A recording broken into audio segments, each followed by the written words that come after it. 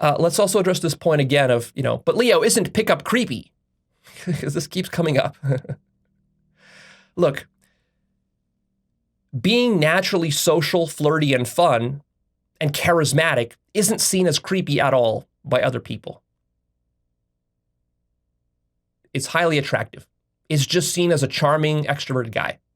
But if you take a guy who doesn't naturally have these to begin with, or he has lack of experience, and therefore is deficient in this department, and you try to teach him the skills, society and people will look at you and look at that whole situation and say, oh, that's creepy.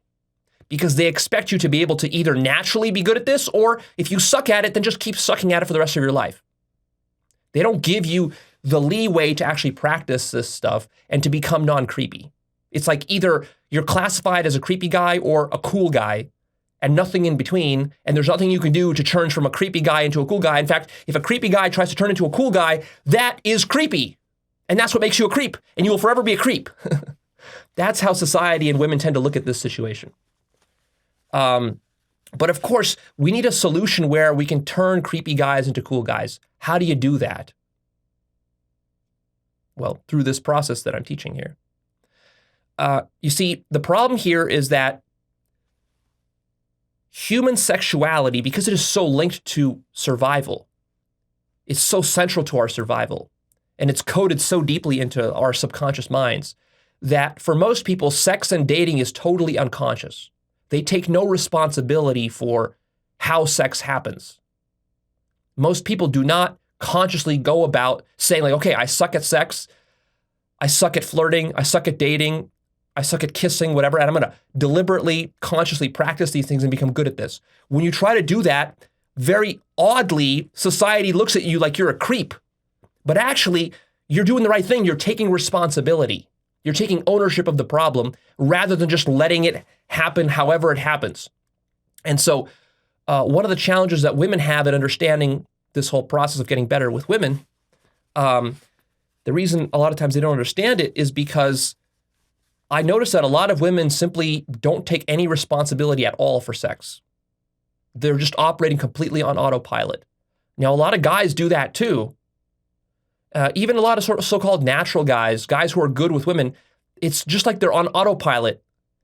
And so what ultimately you will find is that most people in life are on autopilot about everything, not just dating, but about their finances, their family situation, their marriage, their children, their business, their career. Everything's on autopilot. Everything's unconscious.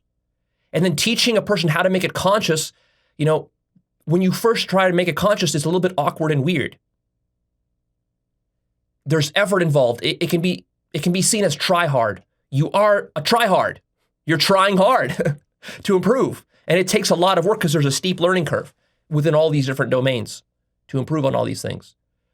But what people don't realize is that after years of effort, eventually it becomes natural, it becomes second nature, it becomes effortless. And then when people interact with you, they say, oh, Leo, you were always this very charismatic person. You were always extroverted. You always had this great speaking ability and these great verbal skills, and you were always good at flirting, and you always had a good sense of humor, and you were always intelligent, and you were always very conscious. And it's like, no, I wasn't.